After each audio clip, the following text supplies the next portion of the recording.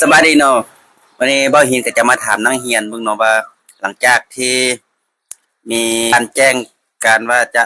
มีการเรียน3 มื้อต่ออาทิตย์อะเนาะแล้วหลังจากมีการเปลี่ยนแปลงมาเป็น5 มื้อคือเก่าซี้นะเนาะมาถามความรู้สึกเบิ่งเนาะว่า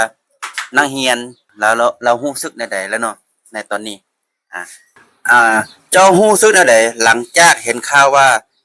จะได้เรียน3 วันต่ออาทิตย์ว้าวว้าวว้าวว้าวว้